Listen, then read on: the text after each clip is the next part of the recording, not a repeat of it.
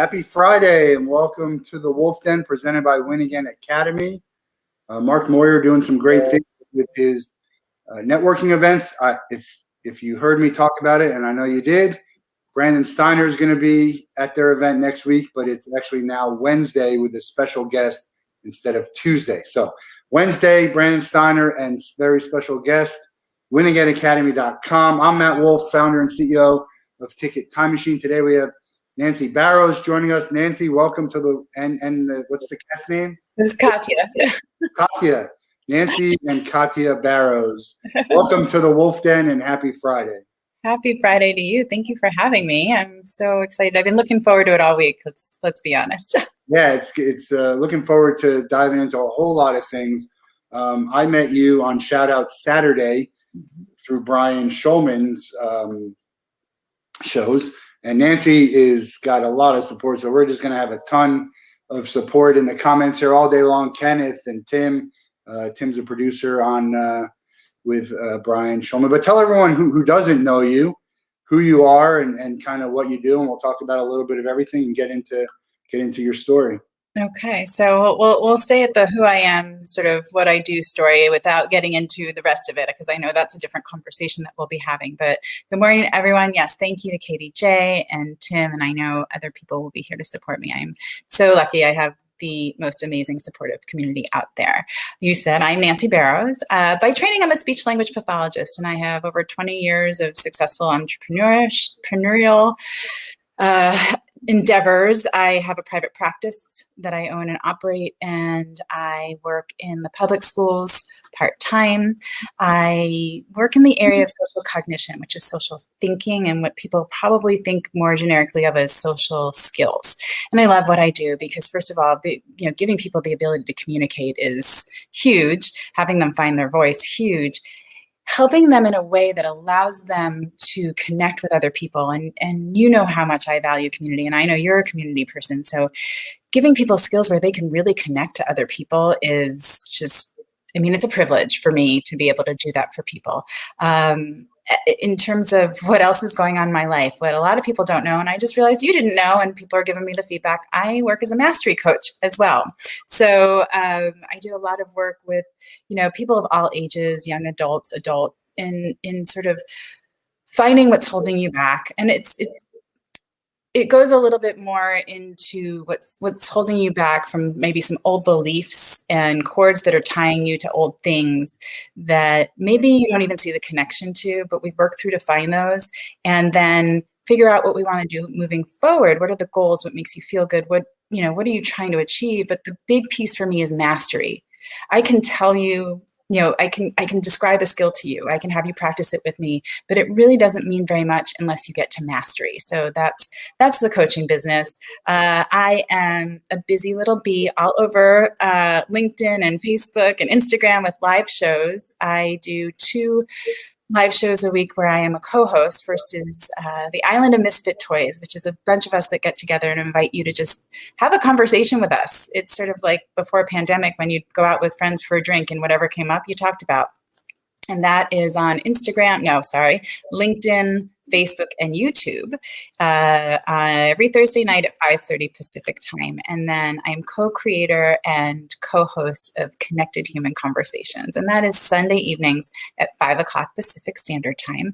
And that one is getting a little bit more into, what makes us human, what makes us relatable to one another, what are the topics that people have on their mind and maybe aren't talking about, diving into maybe some taboo subjects. I shouldn't say maybe, diving into taboo subjects and just having a place, a safe space, but not only a safe space, but a brave space for people to gather and share. Hi, Robert. Hi, Frankie. How are you guys? Thank you for spending some time with us this morning. I so appreciate it. And then yes, as you said, I am all over on Shout Out Saturday and What's Good Wednesday with Brian Schulman. And Saturday Tim is there with us too, or I'm there with them because really they are the team and they have brought me on and mentored me. You're the glue. You're the glue, though. You're the glue. I'm like the Wizard of Oz behind the curtain, but really it's them, and I'm so happy to be learning from them and have been made such the community to bring me in and make me feel the way I do is such an important part of that. Like you just said, like it just feels wonderful. And that's a nice balance for me because of the shows that I'm doing where I'm co-hosting, they're pretty serious. And I get for people to see my light side too through the other ones, and for me to feel that and gather that energy. And I've met amazing people through all of it. The community of LinkedIn. I was one of those people who I have a job. I don't need to be on LinkedIn. And I will say on every show that I'm on, every opportunity that I was wrong because I do have a job, but that's not why I'm on LinkedIn.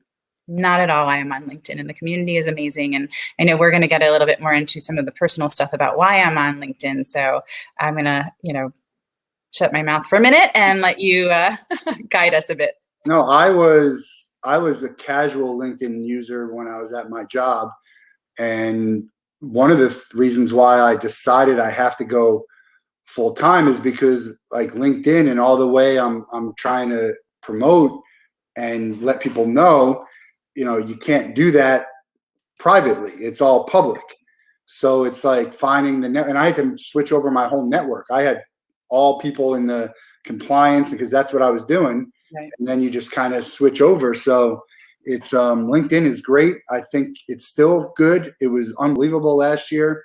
I think the window of like the craziness is maybe closing a little bit, but it's always going to be a great network and one of the best ones out there. I don't care. You could have your Clubhouse, you could have your Instagram and Facebook.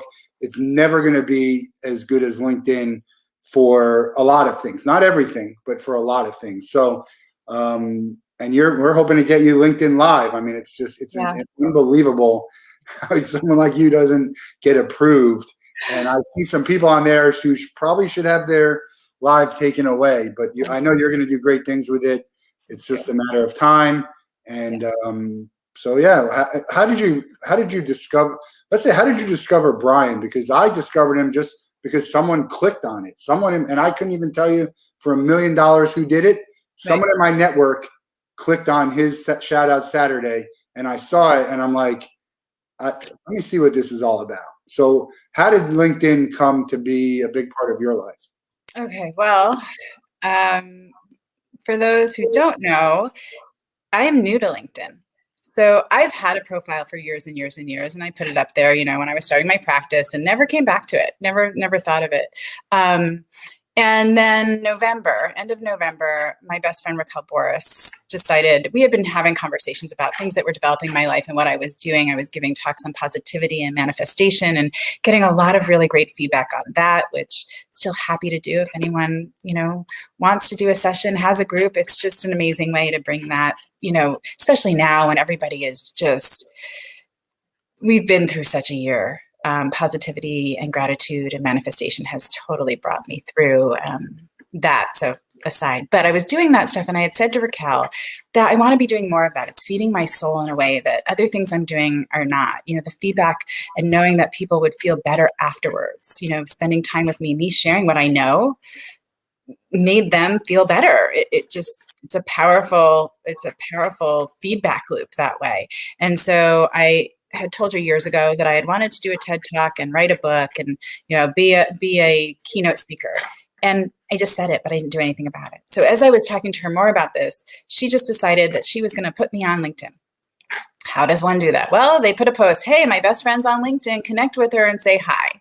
So within hours, and we talk about this community on LinkedIn, within hours, hey, Nancy, welcome. So glad to have you. Hey, Nancy, you're going to do great things. Hey, like in my connect request box, all these just amazing people. These are huge-hearted people. They are the biggest cheerleaders, the best supporters, the most authentic, consistent. Well, I want to stop you there. That's the biggest part of it. And it's hard to find because there's a lot of bullshitters on LinkedIn, the same way there's a lot of bullshitters everywhere. Mm-hmm. And I like to consider myself a little bit of a disruptor. So I'll call you out on it the same way I want you to call me out on mine. But a lot of people getting rewarded on LinkedIn for bad behavior and being phony. So I just wanted to, stop you there. Go on. No, and that's one of the things where I'm pretty diligent about. I had made a promise to my community when I started showing up more frequently, more regularly. Oh my gosh. Hi, Mark Lee, Michelle, you're here. Carl. My gosh, I am You're going to break the record for views on this. I am so blessed. My goodness. Thank you. I made a promise that I would not just show up when I was polished and happy and good. And so I have, oh, thank you, Mark. I have continued to show up like this, but I've made videos first thing in the morning. Oh my gosh, Kat, really right now? I've made videos first thing in the morning, right? I have made videos on my bad days. Just this last week, I talked about how I was, a spectacular bitch in a work meeting. Really? Yeah. Oh yeah. And I see that side because I only know you from the happy side, and we'll get into some of that here. But that was actually one of the things, I have to say this while it's on my mind. That's why I apologize for interrupting. But one of the things that I struggle with the positivity and the manifestation is you don't see the other side, and it's like it's not always sunshine and puppy dogs. So it's good to hear that you had a bad day and you can talk about it, and even I'll bring my wife into the conversation. She talks about you're not this and you're not that, and I said no, I am. I just don't I don't really necessarily have to show it because I want to show. It's not that I can't be vulnerable about it. It's just I don't want you to think that there's a problem. Like we're okay. And we're going to be okay. It's a great conversation, and maybe not for right now, because I've had this recently with someone. As humans, we know when someone's off. We know when something's bothering them. And I'll speak for me. I will ask someone like, hey, are you okay? And they're like, yes. No, you're not. Yeah. And I've heard people say, well, I don't want to bother you. I don't want to worry you. I don't want to, or I don't want my wife to worry. Guess what? We're already worried. We know something's going on. Just talk to us. That's an aside, but no, being positive, living with gratitude does not mean every day is a perfect, beautiful unicorn day by any means. And you have to, maybe not in the moment, welcome those crappy days, but learn to appreciate them, because that's how you know you're alive, right? You get the high and you appreciate it as a high in a good day. And there's the cat, because you've had the lows. I'm not paying attention, so she's just going to knock. No, don't worry about it. My cat, off the table. Our cat wrecked our gate today, and I was. Oh, wow! Yeah. You're a homemade gate that. No, still, I don't care. It's just, this one's pretty talented, but that no. And so I do put things up. I've put pictures of myself when I cry. I've put. The post where I hauled off on some unsuspecting colleagues, some that I had never met before. And I put like, hey, I was very human yesterday. And I hope I have the opportunity to change their first impression of me, right? It happens. It's real. It's real. Yeah. Well, and that's it. It's real. And so, hi, Kelly. Oh my gosh. Got it at LinkedIn. They're not going to pick the LinkedIn Live hashtag. We got to add them. Always at people. Anyway, so I don't even remember the question where I was going, so you might have to remind me. Oh, it was more about the positivity. Oh yeah, the positivity and being real. So yeah, I show up real, and when I tell my story, one of the things that I think is the most valuable, powerful pieces of telling my story is talking about the shit middle, right? So when I show up like this, if I was me in a younger version of myself, I would have hated me. I would have hated this woman who showed up all polished and talking about how grateful she was for her experience and her trauma and all the things she like I'm in it now. It sucks. It sucks now. And so, yeah, let's talk about, I have gone a week without showering during a major depressive episode. I have cried myself to sleep on my bathroom floor. I have lied to loved ones about what I'm doing so that they leave me alone and they think I'm busy, and that's why I'm not showing up. Hey, woman. Oh, but you were asking how I ended up on LinkedIn. There you go. Okay, back to so Raquel put me out there. And about a week later, I was part of the XXO telethon that they were putting on to to create this platform that was all about authenticity, having a safe space to show up. And I saw something yesterday that I'm now moving into brave space. We want to create safe space. Yes, that's where you can be and share, but brave space is really where you can be yourself and talk in a vulnerable way from a place of confidence, not fear. But well, doesn't the safe space get the safe space first, and then it becomes a brave space, right? Exactly. You have to create both.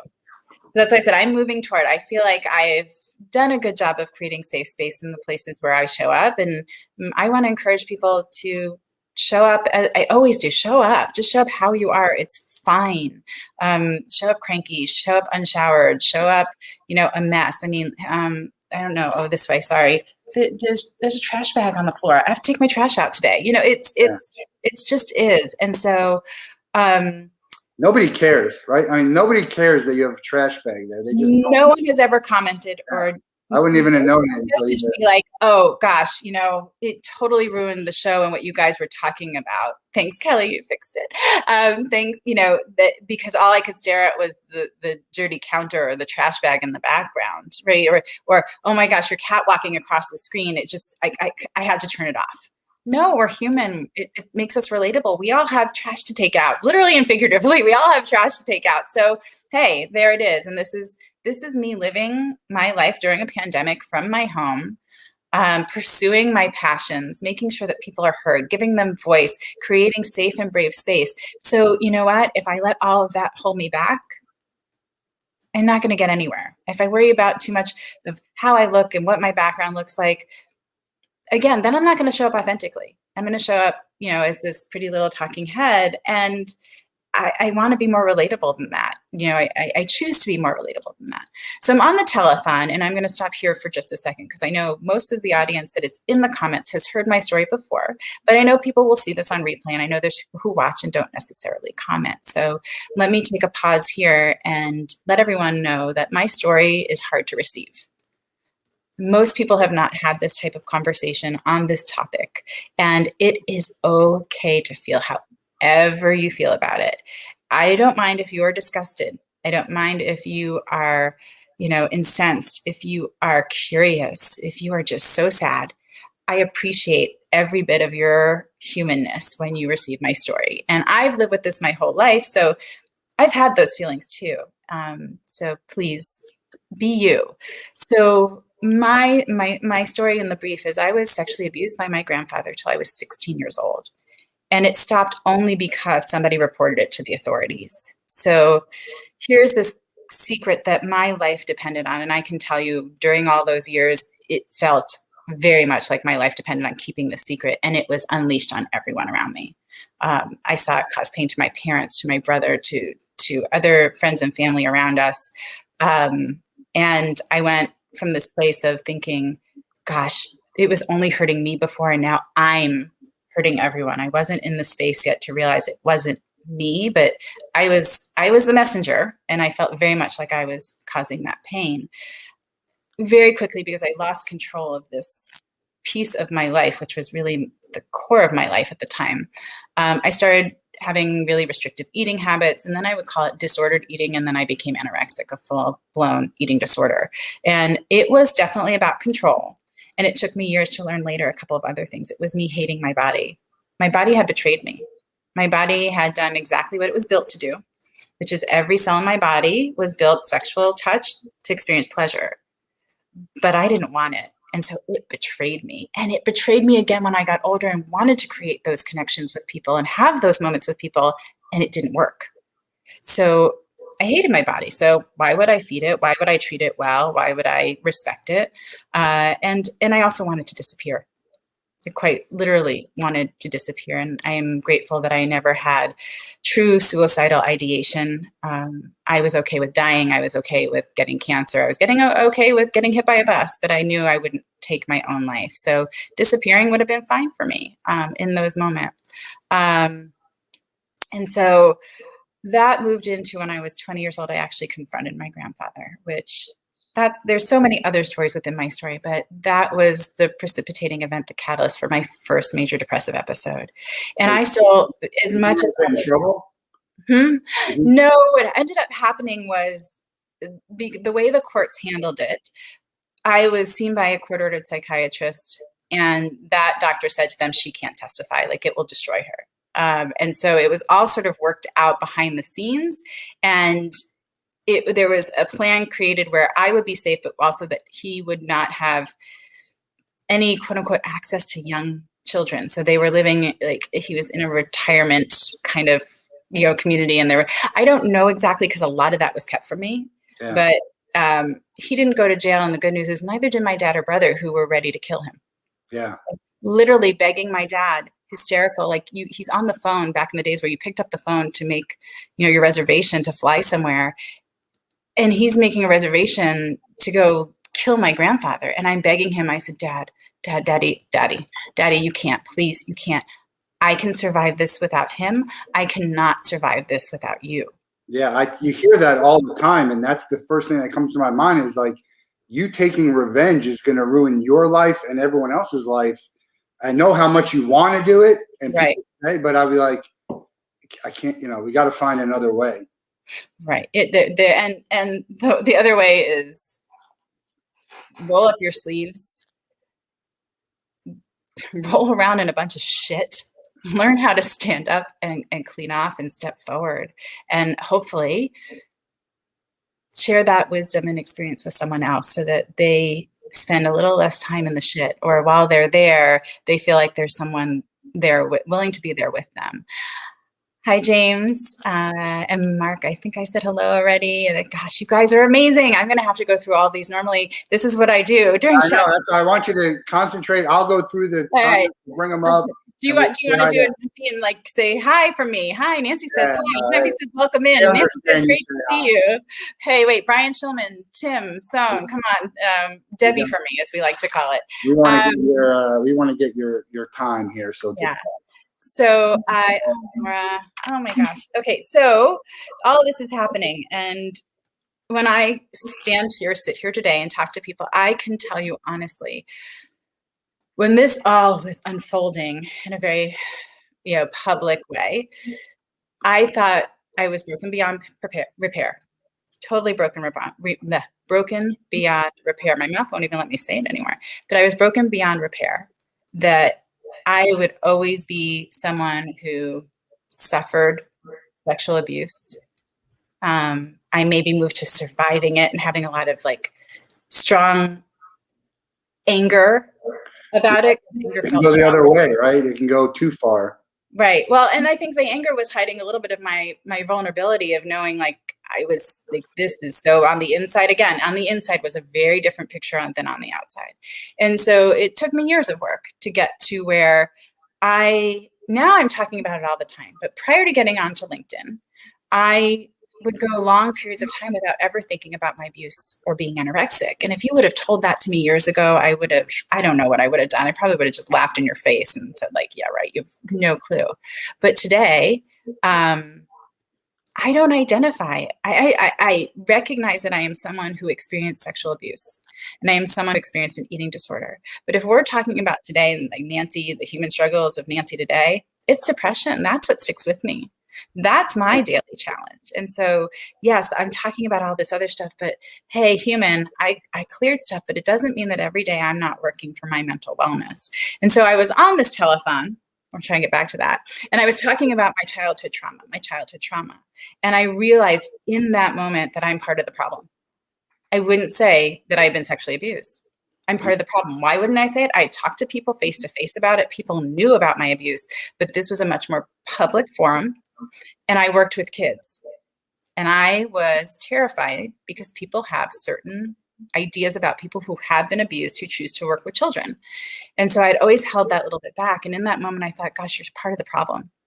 And so I just told my story similar to what I did here, recapping my story. And there were so many positive things that came out of it. First, immediately, combination of incredible feedback in the comments and from the people I was on with. And again, if you're disclosing something big like this, that's huge, huge.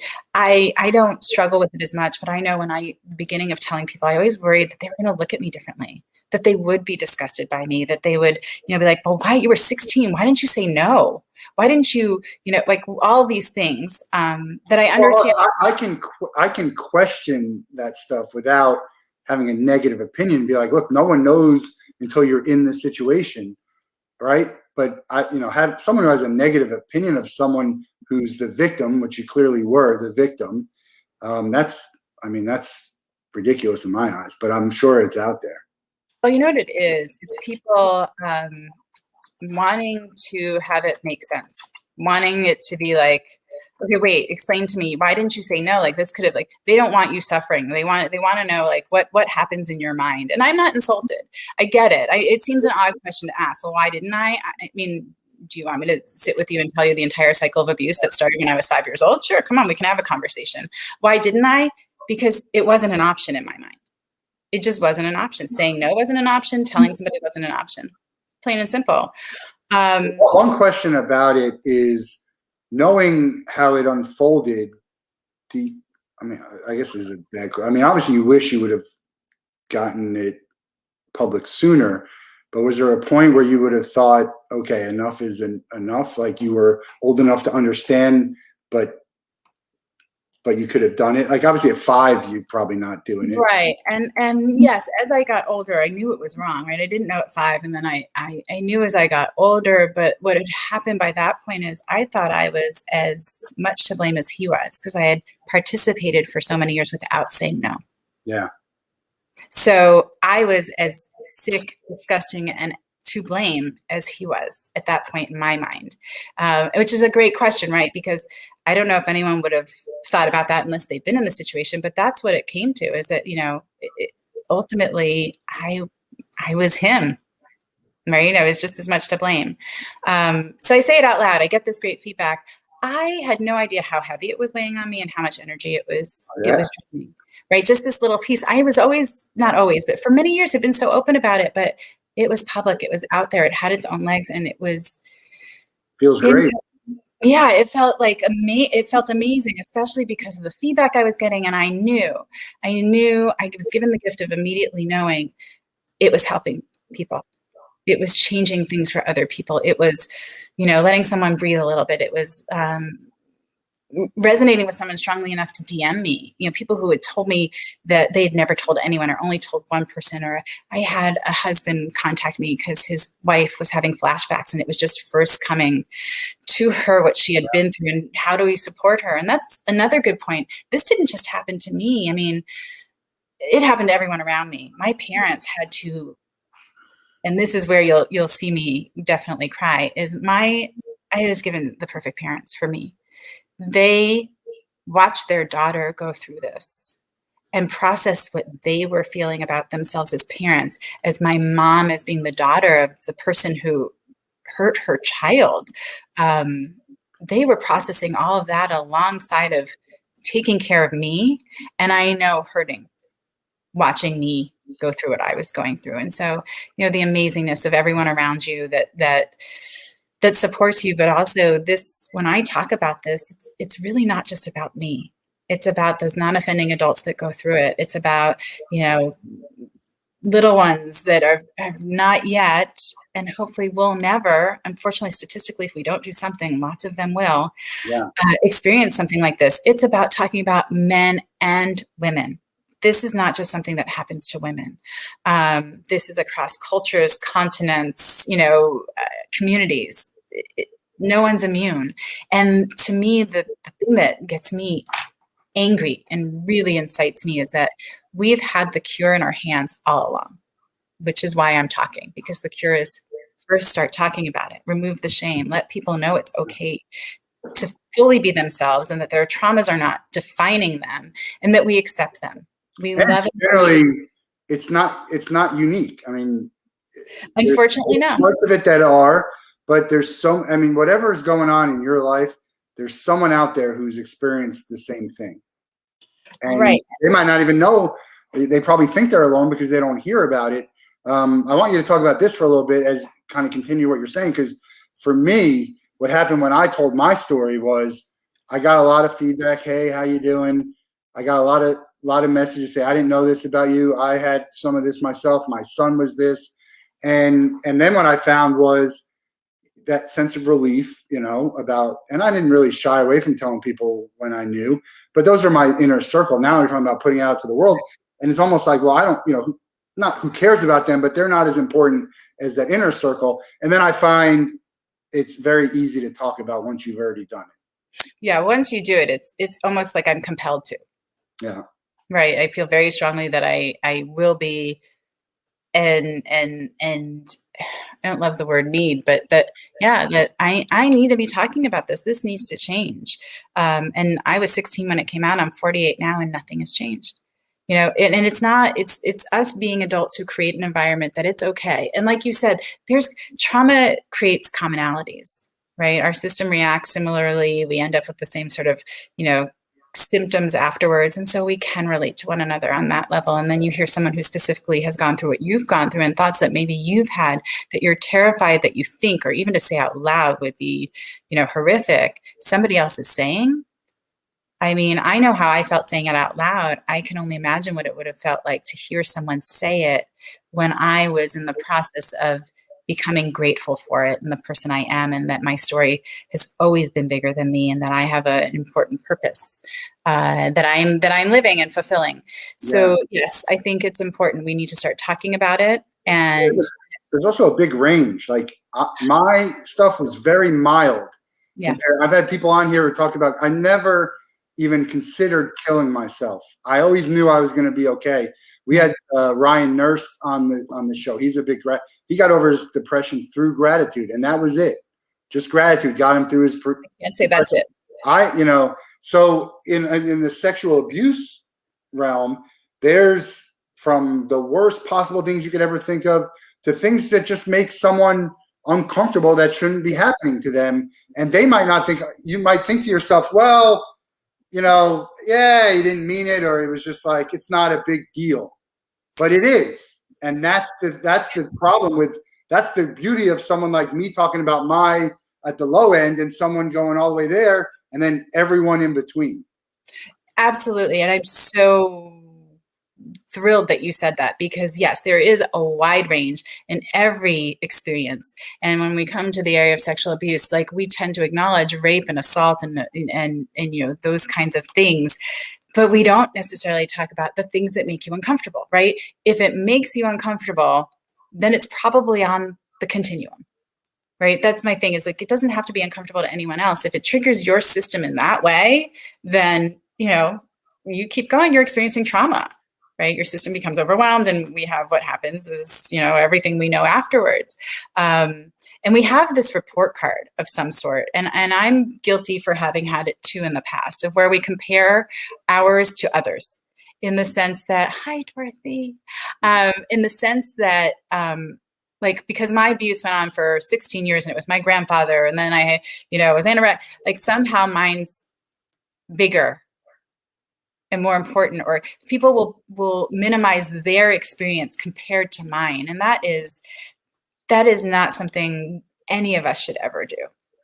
Yeah, so the reason I talk, and I'll say this every time I talk about it, is that I had a mild case. Mm-hmm. The reason I say it is because it knocked me on my ass. And so if me having this mild case is knocking me on my ass, imagine what is going through someone's brain who's, a step above or two steps above. So I'm not comparing, but just trying to say that, look, it all is bad.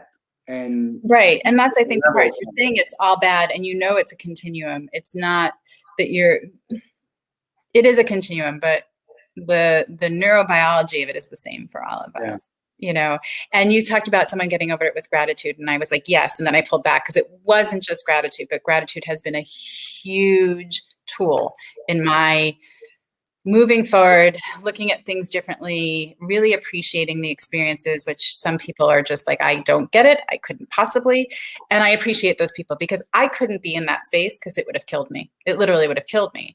But I found gratitude for it, because I did find my voice. I got through it. I don't know how. Yes, I'm tenacious. Yes, I have family support, but I was 5 when this started. That 5-year-old, had resilience and brilliance beyond her years. And what she did, she knew what to do, right? To get me to 6. And my 6-year-old knew what to do to get me to 7. And when you think about it, like that's huge, right? That's not my 40 some odd year old self knowing what to do. It is this wisdom beyond years. And somehow I was given that. And it got me through, and it got me to a place where I could do the work and I could move through and get to the quote unquote other side. And gratitude for what it had taught me, and that I could now share it with other people and make a difference. Are these still vivid memories? Because I talk about all the time, like I don't even remember. The earliest I can remember it's not early at all. It's late. I don't have, and I had a great childhood. Right. But it's just things like, I remember, hey, we had a party at Chuck E. Cheese, and my friends all came over, and we did this, and we were playing in the street.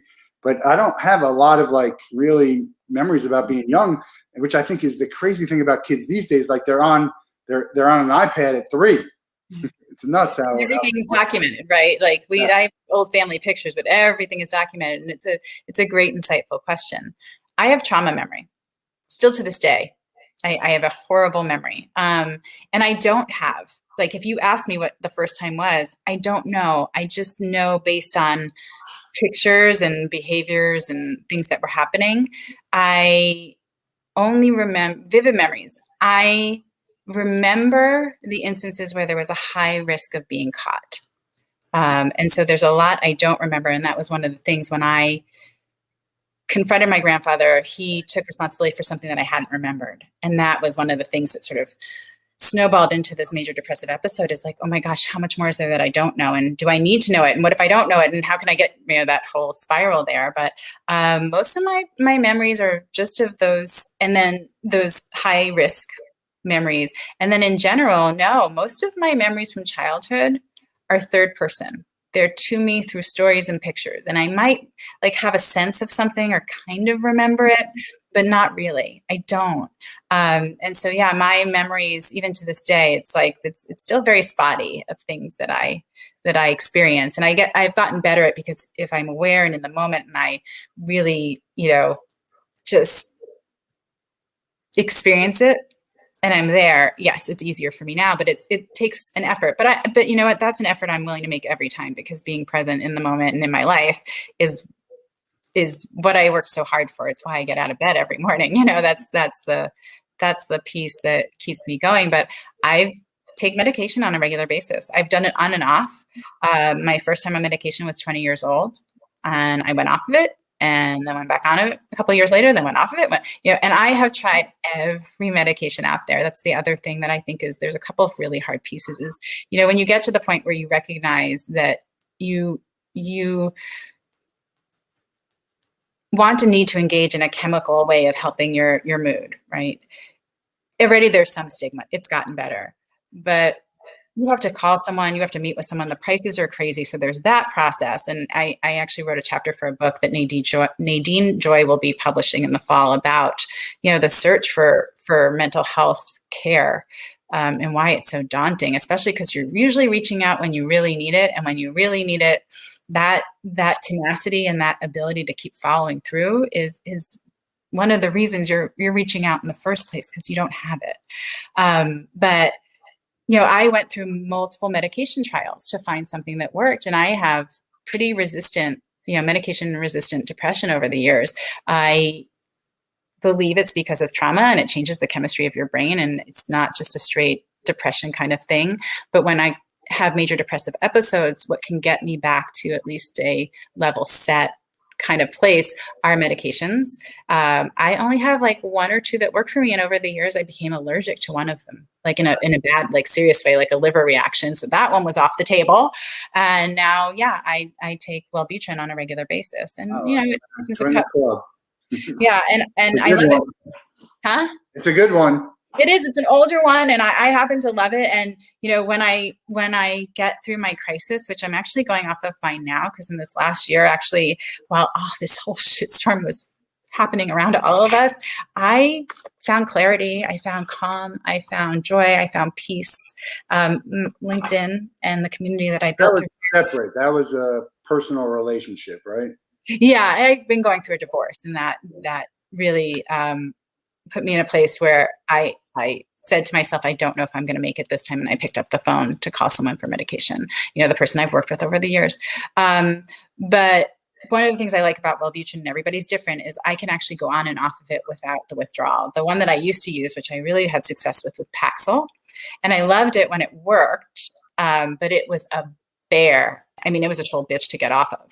It was days of withdrawal, no matter how slowly I went off of it. And again, this is my experience. It doesn't happen to everyone, but I bring all this up because getting to a place where you need medication is almost an apology. It's almost like a failure for people, when it is a huge strength to admit that you need help on any level and to reach out and pursue that, and to let people know, hey, when you reach out, it may really suck. It may really suck because you may have to go 4, 6, 8 weeks on one without relief, and then go off it and try another one 4, 6, 8 weeks and hope you find it. And some of them are going to give you funky side effects that you don't like. And, now I'm making decisions between weight gain and a mood that makes me want to get out of bed. There's a whole lot to it, but ultimately, advocating for yourself, believing in your worth, believing it, like you said, that there's something out there. It's going to get better. You belong here. You need to be here. There's no giving up. It's not an option. And having a community around you and a support system in place. I do. I have my emergency plans. I know who to call when I was going through my divorce and I was getting really thin again. I called my other UCLA bestie, Courtney Franklin. And we came up with a plan, and I had to weigh myself every day, and I had to let her know what the number was. And we picked a number. If your weight is below this, you can't go to the gym and swim today. Yeah. Right. So I know someone who's on Weight Watchers who they told them you can't be in the club because you've lost too much weight. Right. So it's also got to go the other way too. You got to be careful on both ends. And that's the other thing, and we're just jump around here with eating disorders, is you realize, and Dorothy and I had this conversation on her show, that from both sides, people are suffering. Like people who feel like they're overweight and are getting bullied or beating themselves up worse than anyone else could, or on the other side where you're thin and people are calling you skinny and lanky and you have no body, or, I was anorexic and thought that women who were skinnier than me, who I perceived as skinnier than me, and Dorothy and I talked about, she's a skinny bitch. Why does she get to be thinner? And it's not about being thin or being fat. It's about feeling comfortable in your own skin, really feeling comfortable in your own skin, and knowing your worth, not letting other people's words be louder than your own. Developing your inner cheerleader. I did not have that at all. Everybody in there was against me for a very long time. But these are the conversations I intend to keep having, right? Because Dorothy, people are fighting battles that other people maybe don't understand. And that's don't know about. They said don't know about, but don't understand is maybe an even bigger part of it, because your circle, and I encountered this, they want to help, but a lot of times they don't know how to help, right? You can't just say, hey, let's go out and have a meal and have a drink when someone's depressed. Right. And I don't want to get out of bed. That's forcing me to do that. It's probably good for me, but it's not good for me. Right. But it's right. And you have to know how each person operates differently. And I agree. People, for the most part, want to be there for you. I think those of us who are supporters, it's a very heartbreaking space to step into. And our first reaction is to fix it, right? Let's go. We're going out. We're going to make this better. If staying in is part of your depression, then we're going out. And we want to fix it. And what I have found for me, and you can comment for you, Matt, you're on that side. For you, Matt, is the people who could just be in it with me,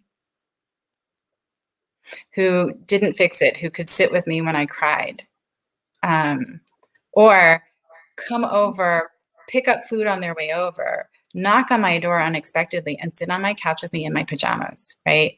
That was so helpful because it gave me the human connection. It reminded me that I was part of something bigger, that people did care.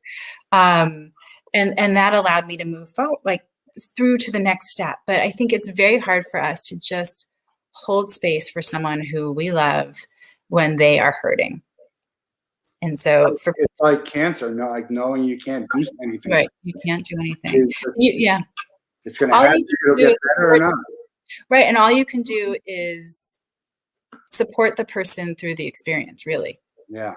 Right. Well, it's and I drank, like I would go out a little bit and drink with my friends, like when I had a trip or something, and I had a great time. I was feeling great. And then the next day when I wasn't, it's like, and so you could see why someone would turn to alcohol. Mm-hmm. But I was never going to do that because Right. it wasn't my personality. But you can see why. And because I was still a control freak from my abuse, right? I was going to I was going to keep close control on everything I did. Yeah. But yeah, you can see why. And I always have a bottle of wine in the fridge, and there are days I open it and I'm going to reach for breakfast and I'm like, right? Like, I think it's okay. They make the mimosas and Bloody Mary. That's what I always say. You can have it with brunch, right? But yeah. And I don't want to joke about that because it's a serious thing. No, but I know. But people drink in moderation, or even a lot at brunch, but it's alcohol, Right. Self-medication. It's a matter of how is it impacting your life? My ex-husband was an addict. He used to say his things were vodka and Vicodin, and so that's a bad combo. It's a very bad combo. And his way of dealing with it, we always had it in the house. Yeah. His thing was, I have to resist it every day. But again, everyone has their pieces and places of escape.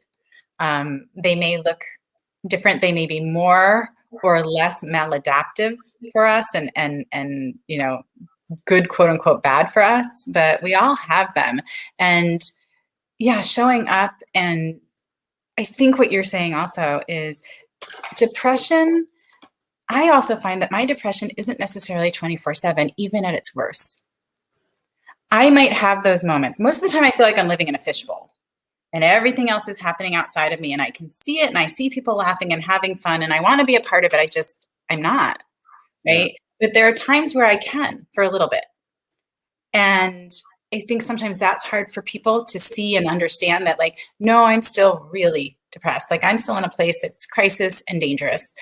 But I can experience that for just a little bit. Or I've had it where, like, I call it reentry. Like I'll go to my brother's for the day and be with the kids and be with my family. And that does make me feel better. But then I come back to my house and I'm alone with 2 cats, and whatever it was that was already brewing in me, the thoughts and the feelings are there. They're there again. I take me with me. If I would have hung out at my brother's for 5 days, guess what? I would have ended up depressed there too. Yeah. It wouldn't matter. Right. It's that momentary relief, but I take me with me. And that's exactly what happened when I moved to California. I had dropped out of George Washington, where I'd been going to school, and came out to California for UCLA. And my first quarter, I managed to rack up between $700 and $800 worth of parking tickets because I had another major depressive episode and I didn't move my car. Yeah. Couldn't my parents move it for you? My parents helped me with that one. $7. That's a small price to pay. I'm very careful with the word depressed. I want people to understand that you could be a moment of sadness, and it could be an extended moment of sadness and not depression. Right. So I don't use that word lightly anymore. But I think that's it's a distinction that needs to be made because people can just throw it around there. I'm not a huge fan of that. I have just a couple of questions to go back a little bit. Your husband, did you know he was that way when you met him? Yeah, I did. I knew he had been sober, clean for 7 or 8 years when we met. But he was sober when you met. Yes, sorry. He had been sober at that point. And, on a lot of levels, it helped us understand one another. Yeah. It did. But it also experiences. Right. But over time it created a balance where we both recreated unintentionally over time sort of our old traumas. I went back into sort of the abuse role of I'll keep you happy. I don't have needs. I can survive on breadcrumbs. I don't need to have a voice. And his worth coming from taking care of someone, right, and being needed showed up strong. And that combination together was just not healthy for either of us. It was a very hard thing to walk away from, in the sense that he was my best friend. We didn't fight all the time, nothing like that.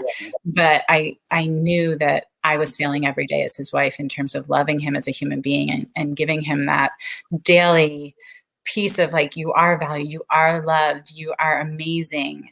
Did it last long, knowing once you knew?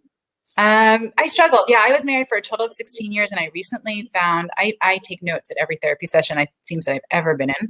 And I was going through some old journals, and I saw that question come up many years before I realized I needed to, that what was healthiest for both of us was to take the step outside of the relationship and get divorced.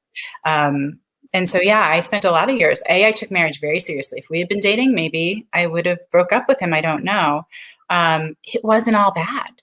There was so much good to it, right? So you go through those phases and you can just sort of ignore all the other stuff. And I wasn't aware of some of the dynamic either. Like it just, I had that skill from before where it just doesn't, I don't need to know anything that doesn't fit into this narrative right now. I'm getting through day by day. And so it was really, and again, I went on medication at some point because it was really hard to lose your best friend. It was really hard for me. The one person I wanted for comfort was him. The one person who knew me so well and could quote unquote make it better. I couldn't go to. Yeah. My community left me. I thought that my community would be there. I am a believer that you can support unless someone's really done something horribly, egregiously wrong. You can support both people. And I've done it. I with my friend Raquel, she married my best friend from GW. She was my best friend from UCLA. And when they decided that they were going to dissolve their marriage, I remained friends with both of them. And I went through the divorce with each of them separately. So I know it's possible. So that's what I was expecting from my community. It is not what I got. And it was very painful, very, very painful and very lonely. And they had trouble being with me in my space. I had somebody from the community say, well, you said this was going to make you happy. Why aren't you happy? Like, you don't show up anymore. No, I don't. Your son's 6th birthday party where you invite me and my ex when we were 6 months into getting divorced. Yeah. I'm going to choose to bow out of that one because I'm not, but very few people were willing to meet me where I was at. And part of it is it made them very uncomfortable. My ex-husband and I looked really good together. And in a lot of ways we were. And so when we broke up, it threatened other people. It made them feel uncomfortable. And it made them feel uncomfortable that I was in the space that I was. It made them uncomfortable that, I was the one who initiated it. It made them uncomfortable on so many levels. That's okay. I mean, it's their being uncomfortable shouldn't affect your ability to be happy. That's just, no one. Their discomfort shouldn't be the reason they don't show up for someone. Yeah, that too. But even just your happiness, like it's not my problem. And as it all happened, at some point, I did do a thank you universe because I had such limited energy going through it. Really limited energy. And when it became clear to me that that was not a place to put my energy, I thanked the universe. Was it a very painful thank you? Yes. Mm-hmm. And I will say, until LinkedIn, I had really not built that community back up. I had the people from years ago that I remained like family with, and I had added 1 or 2 girlfriends. But I really still, I remember going to my therapist at 40 years old, and what do I work in? I work in social cognition, and saying to her, how do you make friends at 40? I've worked at the same place. I know everyone. I don't want to go hang out at a bar or a club. How do I make friends? And how do I trust myself? I thought these friends of 15 years were good friends. I don't trust my judgment anymore. Right? I never had any inkling that they weren't going to be able to be there for me. They had been there for other things, but this was a whole different thing. It was a whole different thing. And so I realize it's probably them and not you. Absolutely. That's what I said. It made them uncomfortable because they examined their relationships. It made them uncomfortable because this looked good. They thought we had a great relationship and we were that couple. And we were the place where everyone gathered. Our house was. We were the central. So it's sort of like, we hit the hive. Well, you were the glue then. Now, like you're the glue now with the thing here, with the community. How's this going to change when the world opens up? I mean, it's easy to hide behind. I don't want to say hide behind the camera, but be behind the camera and not have being physically in the same room with people. I know I'm going to feel the same way. I'll be anxious when I'm at a party or with a lot of people, and I've done a few here and there. But, are you thinking about that? Are you preparing for it? Are you I'm definitely preparing okay with it? I'm preparing for it. I am on both sides of it in terms of like, I can't wait to be with the people I love. And I can't wait to be speaking live. I can't wait to be going to LinkedIn Live, local events and gosh, flying all over the world to tell my story and meet people in person, to meet them in person and be able to say like, hey, like, face to face, like, this is who you are. I not only do I see you and hear you, like, I get to see you. We get to have that space together in a more intimate way, which I think is just really important for all of us. We've been feeling the lack of it for sure over the last, however, what are we up to, like 60 weeks, probably more than that. But I am preparing because I make myself go out more. I wear my mask. I did get vaccinated.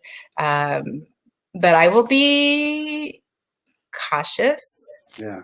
But ultimately,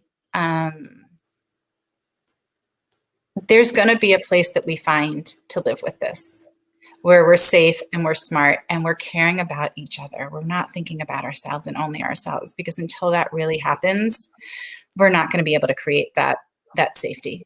But it is, I have a very strange combination of being selfish and giving. It's like a really weird thing, because you have to take care of yourself, otherwise you're no good to other people. Yeah.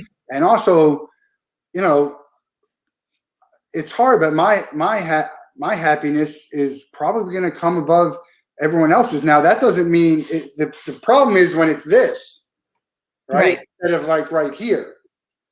And that's why they tell you put the mask on first before you help other people. And like, if you're not healthy enough, like, you need to sleep and you need to do this, and because otherwise you won't be any good to anyone else. So it's, I think what you do it's infectious, I think. And you see the people here who showed up for you. I have a lot of people who do a lot of great things on the Wolff Den, and nobody showed up like your people have showed up for here, which is great. I mean, it's great. And I'd like to think that it'll continue on for whatever. And, I count me as someone who's, on your team and will help support any way I can. I have some people I'd love to introduce you to, because I think you're very similar to them. And they both happen to be ex-girlfriends of mine. And part of it was like, it's not that I didn't like that part. It was like, I couldn't relate to some of this. Mm-hmm. It just wasn't like, I don't know. There's other reasons too, but that was like, timing. It didn't annoy me, but it'd be like, I don't know, I can't get behind this. But it's good, because there's a lot of people who need it. That's the thing. There's a lot of people who need it, and I think it's great. If you had to just focus in on one thing, which is hard to say because you have so many things that you can hit on, what would you focus on? And you could never talk about any of this other stuff. It was just one subject, whether it was the gratitude or the mastery or the sexual abuse or depression. What do you know? This is like an awful question. Yeah.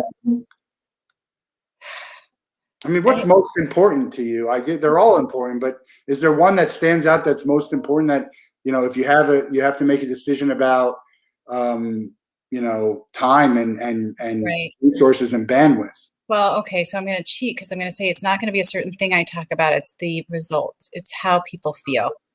Okay. It's how people feel. So it is the and I can't even bring it down to once, the empowerment, the related, like the not alone, the relatability, the permission to be fully yourself, the hope to continue the journey. Gosh, if I could only do one thing, it would be show up. Yeah, it would show up. That's good enough. I think we're grateful that you can do all of these things. Well, I do it with a lot of support too from people like you in the comments, and everyone gets where they need to do with a lot of help, like a lot. And I get a lot of help to where I'm at, and I need so much more to get where I want to go. But it's good to have people, and the people like you and me who are happy to help others are hopefully it comes back in return. It always does. You always receive more than you give, even if you aren't aware of it in the moment, and it may not be immediate, but we always receive more than we give. And I think that's important. And one more thing, because I'm looking at the time, I want everyone to know, and I think everyone that I see in the comments knows about Ticket Time Machine, but can we talk about the awesomeness that is Ticket Time I love Machine? how you just show up at the bottom. That's a real nice. There I am. But no, that was great. I look forward to all the shows and all the collaborations we're going to end up doing. I know we're running a little bit late. We'll probably go over a few minutes if that's okay. That's fine by me, but hang on. Let me just tell people what this is. This is a memory you can hold in your hand, and that is powerful. Yeah. Because and you can share it easily with people. Mm-hmm. And you can look at it and you don't even have to, you just know. That's what we're all about. We're keeping the printed memory alive. We're selling memories. It's great. I want to ask you, how are you doing today? I mean, how, on a scale of whatever to whatever, where are you today? Good question. And again, I fluctuate. Hey, everyone out there. I am feeling so much better. I'm walking away at 9 and I walked in more of like a 6 or a 7. My morning I was logy and it's gray here. And I just kept telling myself, Nancy, you get to have this conversation with Matt. You get to be there for your community. Right? But now I've done it and I'm on the other side. And I will admit, and I said it last night on the show, for the last couple of days, I have been cranky and irritable and I'm not exactly sure what it's about, but I am. What do you do? Do you have a comfort food? Or do you sit in bed and watch TV? Do you? Yeah, I do a lot of different things. Yeah. So I work out, obviously. I know, because that's what you said. Actually, I don't. You don't. I will maybe go for a walk, but I am still a person who is working for a healthy balance with exercise. In terms of exercise, came into my life as part of my eating disorder equation. I would call it exercise bulimia. I would figure out how much I ate or how much I was going to have to eat because I was going to be with people, and then I would work it off. And so to me, exercise is a much more incidental thing. I love to swim. In summer, I'll be in the pool. But like if I can go for a walk and have my mom on the phone, like that's the best exercise for me. Yeah. Like playing with kids, like that's the best exercise for me. But I write and I journal and I have my affirmations. I have been much better about reaching out to people and allowing them in that space with me. That's a hard one for me. You got to be careful, but you got to be open, right? And those people, because they weren't people that I met and then was like, hey, here I am. It's people that you slowly have these experiences with, and they continue to show up and they continue to show up and they continue to show up, no matter what it is that's happening. And those are the people that I can go back to and those are also the people who can speak to me in a way that I need to be spoken to.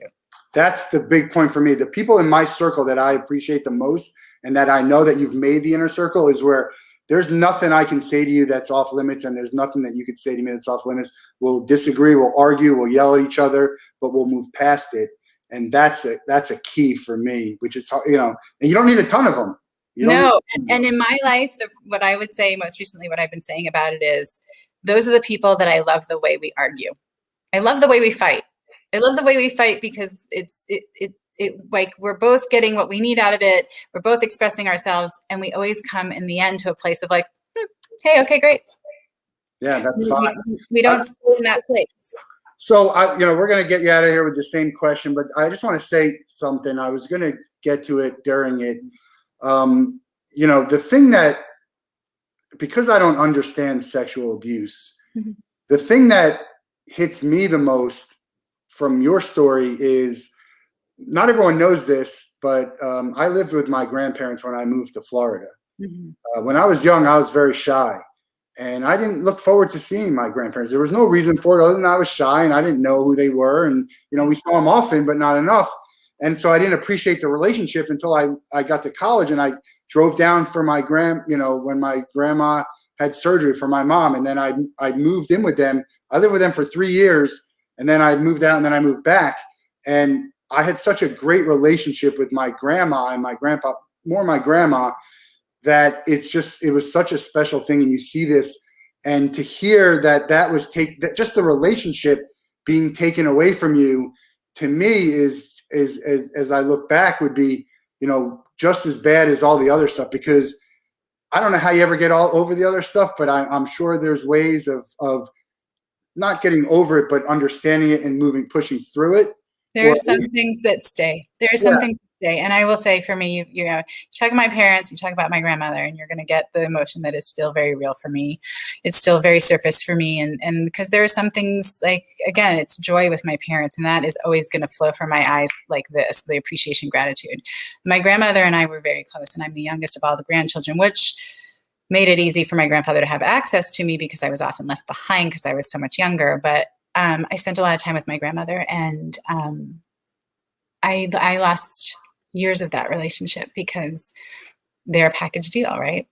It's a different generation. It's a different thing. And my grandparents died 1 week apart. My grandfather died first. And I think my grandmother willed herself to stay alive because she knew that no one was going to be there for him. And so in that short period of time, I got my grandma back for a little bit. But that is, gosh, that's something, you know, missed years are really hard to get over.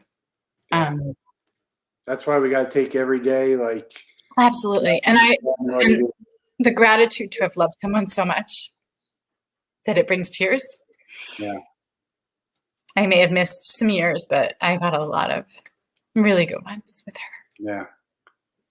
And she's doves. It's so funny. Her condo, there was a tree out front and there were always doves in it. And every time they came to trim the tree, she would yell at the guys. She would not she protected those doves. And when I was going through my divorce and looking for a place to live, which was so hard to have my home ripped from me, and then this pressure to find somewhere that was going to feel good and I'd want to come home to, I came to here where I am now. And as I was walking up, there's a tree out front and there were doves cooing. And so I still hear doves all the time in my house. And that's my grandmother with me. And I love that. I actually, I talk to them every time I hear them because I know it's her. Yeah. You hear that a lot. I know someone who talks about seeing butterflies all the time about her sister who took her own life. So there's a lot of, there was a show where someone thought she saw a wolf. I think it was 13 Reasons Why. I don't remember. Anyway, there's a lot of that out there. It's a great story. That's a weird way to say it. It's a powerful story. It's great that you're here to talk about and to be able to talk about it, to show other people that they can talk about it, that they need to talk about it. Not that they can talk about it, they need to talk about it. It needs to be out there.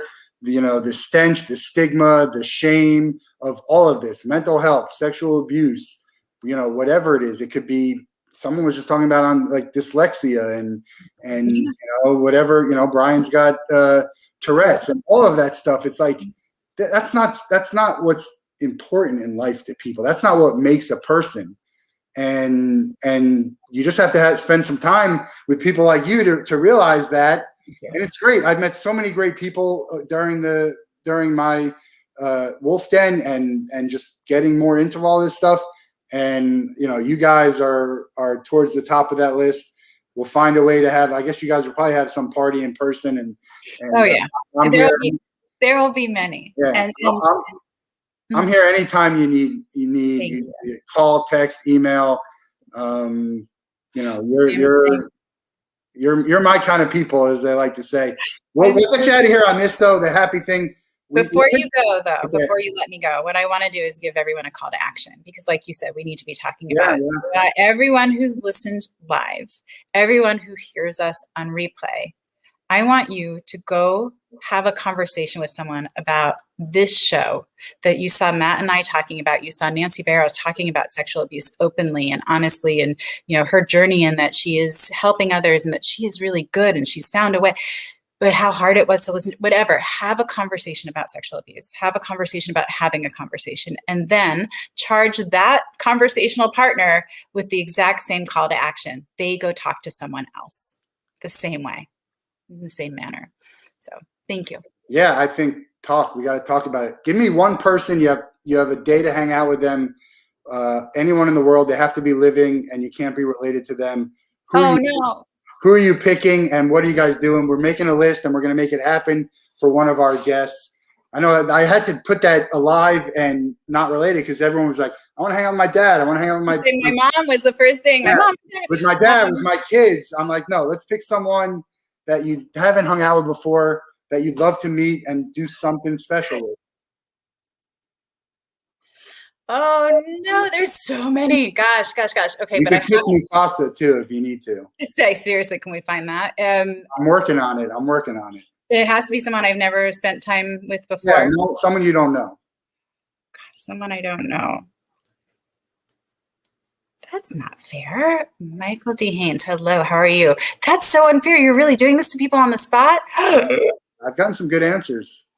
Some Elon Musk and Obama and Oprah and Don Mattingly. Yeah, I mean, Michelle Obama would be a great one, but I actually think it's more of there's a person out there. Gosh, there's so many people I know that I would say I'd love to spend time with now as the person I am today as opposed to who I was when they were in my life. But I am going to reserve my answer for the person that I meet that I'm inspired by so many people. And I know as I continue through my journey, there is going to be that person who brings me to another. Everybody does. No, this doesn't work because everybody I meet and everybody that's in my, it's work. Gotta pick one. We'll worry about picking others. Give me one and we'll put them on the list and we'll start working to making it happen. Thanks for the support. Thanks to everyone for tuning in. All right. I'm going to put it in comments. Because right. We'll give you some time to think about it. I just had a very serious conversation. Yeah, I know. It splits you up on there. Nancy Barrows, get her on LinkedIn. Get her on Instagram. Information at the bottom. If you want a 15-minute call, check out her Calendly, Facebook, Connected Human Conversations hashtag is on Sunday, as you see at the bottom. Something with toys because my brain is fried on Friday. Thursdays at 5:30 p.m. Pacific. And really appreciate your conversation. We'll talk about anything you ever want to, anytime. And let's everyone get her on LinkedIn Live because it's a voice. There's so many voices out there that are being elevated, and it's old and stale.